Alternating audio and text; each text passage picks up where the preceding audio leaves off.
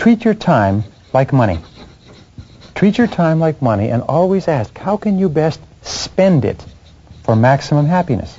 How can you spend your time in such a way that it gives you the greatest payoff, that it gives you the greatest amount of satisfaction in life? The 10th key to balance is very simple. It's to do more of one thing, you must do less of another. To do more of one thing, you must do less of another. So here's my question. What do you have to do more of, and what do you have to do less of in order to get your life back in balance? And when do you start of another? To do more of one thing, you must do less of another.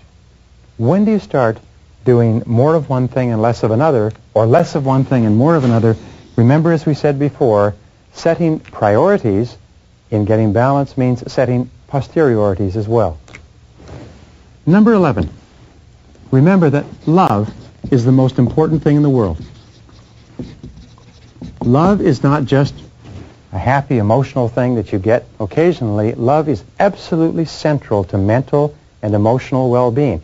In fact, one psychologist once said, everything we do in life is either to get more love or to compensate for lack of love. So here are the keys to dealing with love. First of all, accept that love is not peripheral, love is central. Make your family central to your life, not peripheral. Put it in the middle of your life. Plan your whole life around your family. B, treat your spouse, who is the most important love relationship in your life, with special care, which means with kindness, with courtesy, with consideration. Treat your spouse as though he or she were the most important person in the world, because in most cases, he or she is. And number 11C is the universal maxim of Immanuel Kant, which is the question you ask in considering everything, which is, what kind of a family would my family be if everyone in it were just like me? Try to see your family through your own eyes. Try to look at your family from the perspective of how would they act or feel or behave if I treated them the way they treat me, if they treated me the way I treat them. And if you always practice the golden rule with your family, you'll be amazed at how much more sensitive you are to the things you can do or not do that make a difference. Now, number 12, here's the key to balance.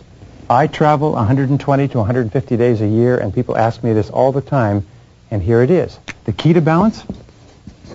Do just two things. Especially when your children are growing up, do just two things. And the two things are work and family. It's as simple as that. You see, the major mistake that we make is when we're growing up, we take on an enormous number of things to do, but what happens when we get married and have children and responsibilities, we take on more and more and more, but we don't drop anything off. What you have to do is you have to put all of these other things aside. Now, in doing just two things, number 13 is work all the time you work. Work all the time you work. This is the key to balance. Work all the time you work. Now, here's what happens. Too many people spend too much of their time fooling around at work. What you have to do is you have to put more of yourself into your work. Because every minute that you spend fooling around at work, socializing and wasting time, which causes your work to accumulate, causes you to have to take it home in the evenings and on the weekends, is time that you're taking away from your family. So work all the time you work. When you go to work, work 100% full blast all the time. Don't let anybody waste your time or detract time from your work, which brings us to number 14. The other part of balance is when you're with your family, be there 100% of the time. Don't be there physically with the rest of your body watching television, looking out the window, talking on the telephone, reading the newspapers, and so on. When you're with your family, practice focused attention and be there 100% of the time. Be right there, if you like, in their face. You know, it's an interesting statistic, but according to the American PTA Association, the average parent spends less than 30 minutes per week in one-on-one, face-to-face interaction with their child. You wonder why we have problems with some of our children? It's because parents don't spend time with them. Number 15 is cut back on all the things that cut into family time. Cut back on newspapers. Remember, when you read a newspaper, when one of your members of your family is there and wants to communicate with you, what you're saying is the newspaper is more important than you are. Cut back on television. Cut back on radio. Cut back on outside activities and aimless socializing, because everything that you do that is one of these things is time that you're taking away from the most important people in your life. Number 16, spend unbroken chunks of time with the most important people in your life. In order to learn to love someone, in order to get really close to someone, you've got to spend a lot of time with them. You can't do it sporadically. I often recommend that people take car trips where you can sit in the car with a person for an hour or 2 or 3 hours. It's amazing what you learn spending those unbroken chunks of time. Now here's a rule. Spend 60 minutes every day with your spouse. Not talking about work, not talking about money, but talking about family and life and the future. Now here's the most important rule of all. It's the foundation rule of this whole session. It's the most important thing I've ever learned in balance. It's this. It's quantity of time at home, and it's quality of time at work. It's quantity of time at home, and it's the quality of time you spend at work. And here's the key. Don't mix them up. Most people make the mistake of mixing them up and try to spend quantities at work and quality at home, and it doesn't work. As a child psychologist said recently, I never met a child in trouble who said, I wish my parents had spent more quality time with me. Number 18, remember, you're always free to choose. You're always free to choose. You're always free to set priorities. You're always free to choose the order or the sequence of events. Is that you always choose what's most important to you. So the most important thing of all is in balancing home and family, balancing the most important people in your life with your work. Always put them first. Always put them on the top. And remember, the whole purpose of time management is this. The purpose of time management is to enable you to get more things done on the outside so that you have more time to spend with the most important people in your life.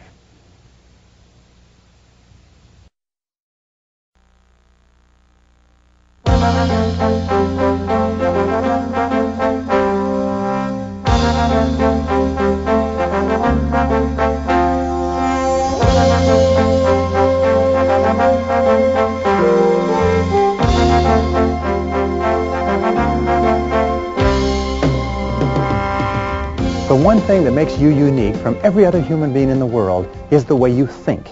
It's the quality of your mind, and especially the way you think about your time and your life.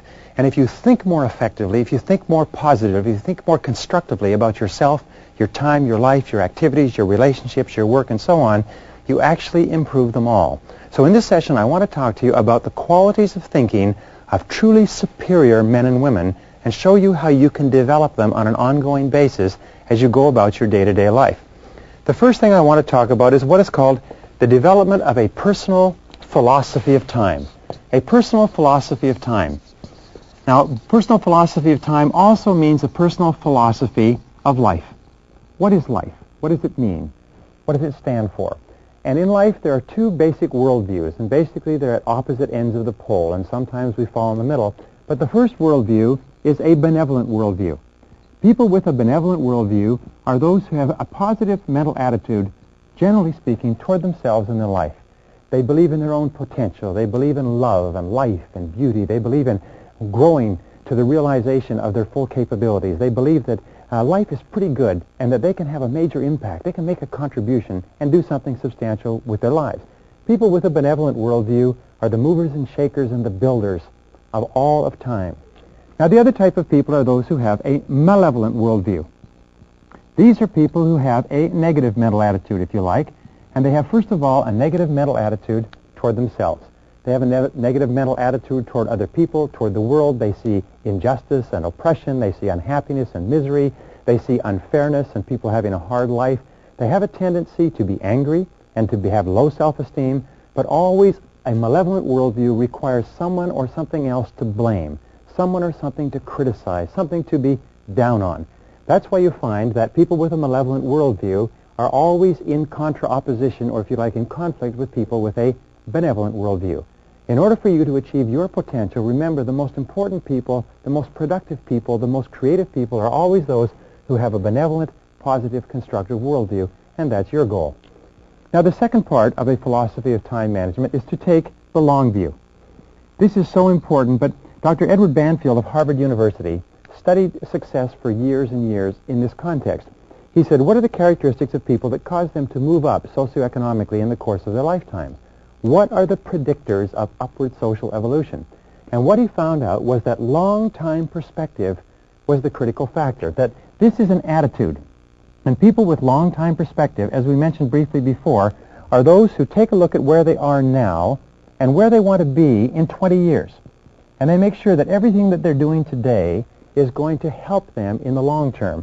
They are willing to work hard today knowing that the payoff will come much, much later. And as you go up socioeconomically, you find that people's time perspective stretches out further and further. So develop the long view. Now, when we say developing the long view, we mean that people with the long view are willing to sacrifice in the short term for benefits in the long term. They're willing to study and prepare and plan and work. They're willing to practice the law of accumulation, which says that every great achievement is an accumulation of hundreds and thousands of efforts that a person puts in that nobody ever sees, but a person is willing to do it, realizing that the payoff will be tremendous. Taking a time management course or program and learning these things is an investment of time with a payoff that can last for a long time. Now, the third key, which comes out of the long view, is the ability to delay gratification.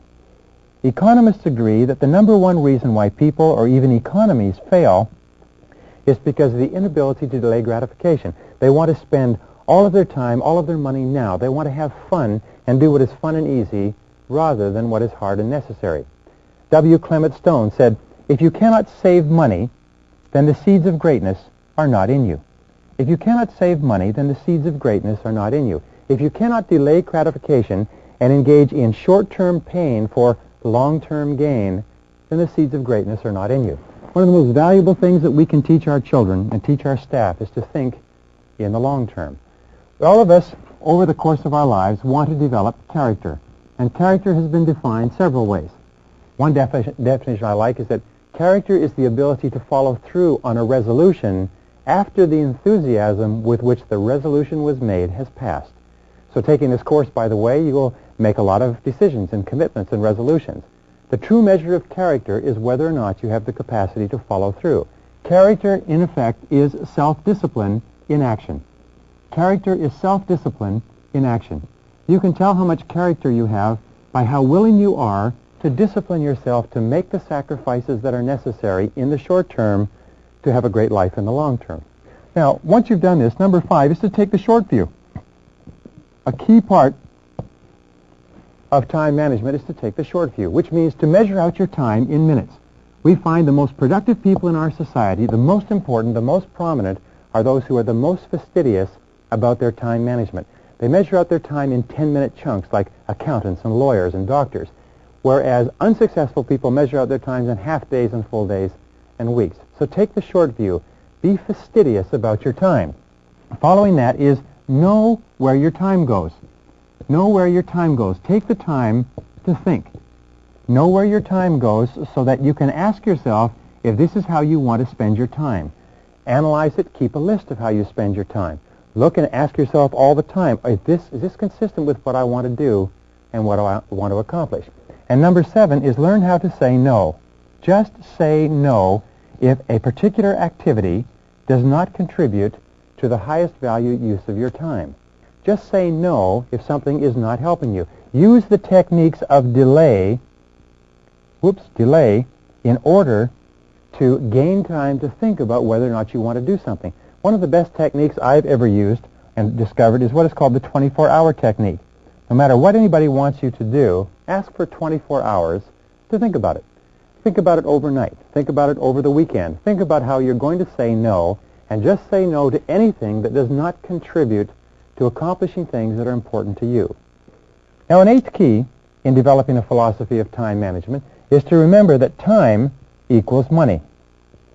Time equals money. If a person asks you for a certain amount of time, or if an activity takes a certain amount of time, ask yourself, how much money would you be willing to exchange for the successful completion of that activity?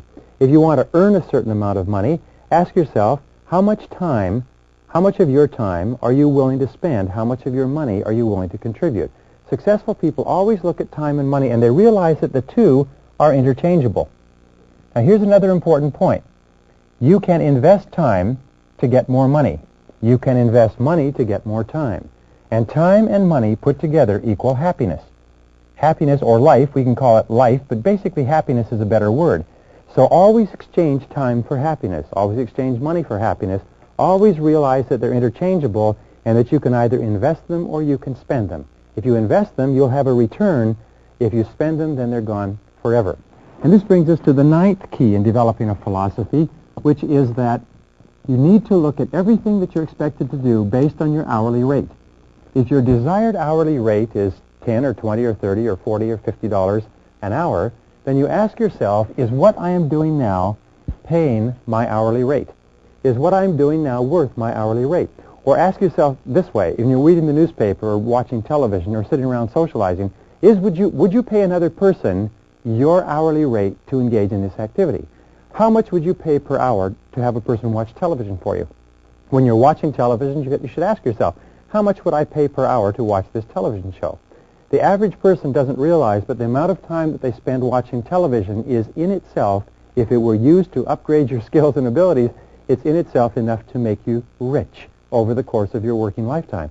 A television can cost you thousands of dollars, even tens of thousands of dollars a year, if you don't think about the fact that when you're watching television, you're not doing something that is increasing your productivity. And this brings us to number 10, one of the most important of all laws in developing a philosophy. It's the law of comparative advantage. The law of comparative advantage is an economic law that says that you should always hire or pay someone else to do something that can be done if they can be paid a lower hourly rate than the rate that you desire. For instance, if your goal is to earn $25 an hour and it costs $6 an hour to mow your lawn or wash your car, you should always hire someone to do that. You should always pay someone else at a lower hourly rate so that you can free up your time to perform higher value activities. All of companies and organizations are designed around this. The individual starts off doing everything, and then as a company becomes busier and more successful, what the individual does is they hire people to do lower value activities so you can spend more time doing higher value activities. Don't ever do $5 an hour work if you want to earn $25 an hour. Don't ever work on low-value activities if you want to earn the results that come from completing high-value activities. Remember, time is the one irreplaceable, indispensable resource of accomplishment. Is that all accomplishment, all achievement requires time. And if you use it on something of low value, it's gone forever, it's perishable, and you don't have it to work on things that are really important to you. Number 11, remember that time management is a lifelong skill. It's a lifelong commitment. It's not something that you learn and that you put aside. Time management is a discipline, but it's like physical exercise. It's like eating. It's like sleeping. It's like hygiene, brushing your teeth. You have to work on it continuously. Every single day you have to get up and you have to think consciously about how you're going to manage your time, how you're going to use it today. Remember, time is life. So you have to think continually about how you're going to use your life more effectively. Number 12, lead by example. One of the characteristics of leaders is that leaders lead by example. Leaders have a tendency to look upon themselves and be aware of the impact that their activities and what they're doing is having on others. Leaders are aware that they are role models. So if you want to be an excellent time manager, one of the psychological techniques you can use, as we discussed right at the beginning, is to imagine that everyone is watching you. Imagine that you are setting the standard and that everybody's going to manage their time the way you manage yours. Ask yourself this question. What kind of a company would my company be if everybody in it managed their time just like me? What kind of a family would my family be if everybody used their time in it just like me? And always be asking yourself, as an example, would your world be a better or superior world if everybody did just what you did? The superior person thinks about this all the time. The inferior person puts this aside and refuses to deal with it. Now, the 13th key in developing a philosophy of time management is the importance of balance. The importance of balance, which means the importance of moderation. The Greeks said that moderation in all things is the key to a happy life. Moderation. Now, sometimes people say, well, I don't have time for my family. I don't have time to exercise. I don't have time for this and time for that. Whenever you find yourself getting out of sync with regard to balance, and especially when you feel that you don't have the time is when you most need to stop and think. So here's the question to ask. What would I do if I only had 6 months to live? If you find yourself working too hard or not spending time in your relationships, not spending time with the people you care about and who care about you, then ask yourself, what would I do if I only had 6 months to live? And if what you would do is you'd spend more time with the important people in your life, the time to start spending that time is now. So what would you do if you had 6 months to live? You know, it's an old joke that doctors say is that they never met a businessman on his deathbed who said, boy, I wish I'd spent more time at the office.